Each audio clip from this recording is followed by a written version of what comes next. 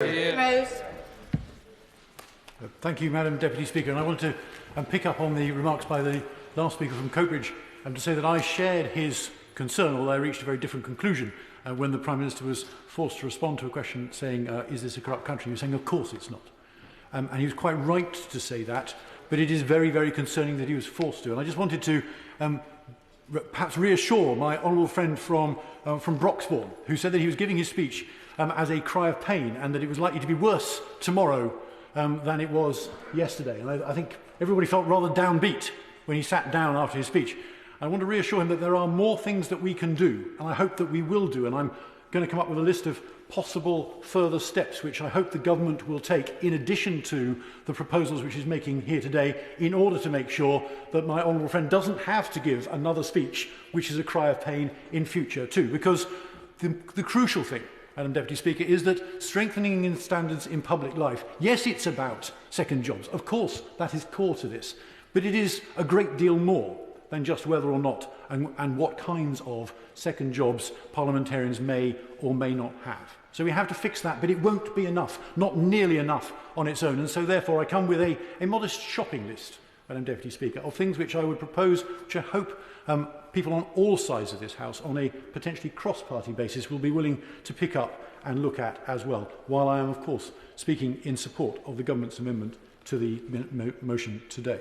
The first of the additional measures is directly in line with parliamentary standards, and it is backing up the points made by my honourable friend for South Leicestershire, who sits on the Parliamentary Standards Committee. And he made a very powerful speech last week arguing that the process of delivering those parliamentary standards needs to be cleaned up, needs to be further tightened and improved. And he was particularly drawing parallels with the process which is already in place to deal with problems and cases of bullying in this place, something which I'm sure everybody here would agree is unacceptable in the extreme.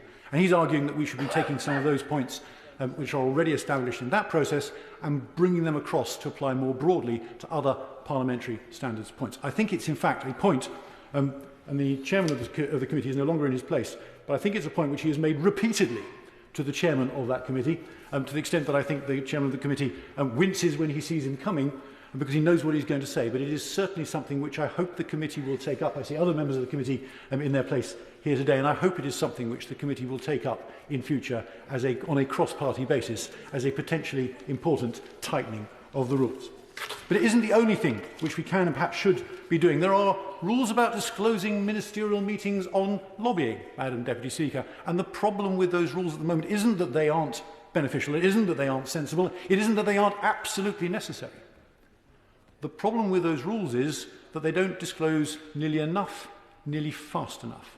We should be making sure that details of ministerial meetings with anybody, but particularly with somebody who might be lobbying for a commercial interest or an entirely non-commercial interest. There are plenty of non-commercial interests out there which may be beneficial or may indeed be harmful and seeking to slant the playing field, and it's vital that we know not just who was met with when they come to talk to a minister, but also they understand what the topic was in some detail and whose interest was ultimately being represented in those cases. And it shouldn't just be ministers either, Madam Deputy Speaker. It should be senior members of the civil service, not just permanent secretaries, and also, I would argue, special political advisers in government as well. These are all people who have a say. These are all people who have important roles in the process, and I believe that they should be therefore harnessed in our disclosure rules. Otherwise, we are missing an important piece of the jigsaw.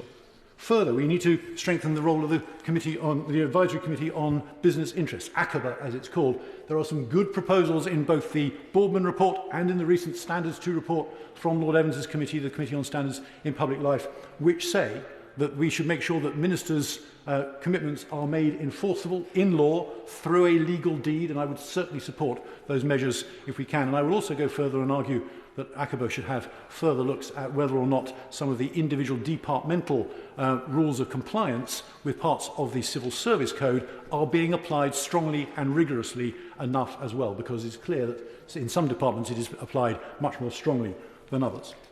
And finally, Madam Deputy Speaker, there are two pieces of legislation which go right to the core of standards in our public life. The first one is about government contracts, and there is a procurement bill currently on the stocks which I devoutly hope will be introduced very, very soon, which replaces the old and clunky OJU European rules on how to do procurement with a, in principle, much faster, more digital, much more open and transparent process. Those are all necessary, and I hope that that will come forward very promptly, because it will mean that if we do have another emergency, another national emergency like we have just faced in the COVID pandemic, that our systems will be better able to cope with the pressure than the old and clunky system which we had inherited from the EU. And finally, Madam Deputy Speaker, the final piece of legislation which I devoutly hope will come forward very soon is the Economic Crime Bill. The Economic Crime Bill, with a date attached to it, I hope very, very soon, and I'm looking directly at the Leader of the House since he will be in charge of the timetabling, would make sure that we know who is behind each and every company, whether they are Scottish limited partnerships or any others. So we know who is behind them, and we know who is getting the benefit, and they cannot hide. And I think it's absolutely essential that that transparency is introduced as fast as we possibly can.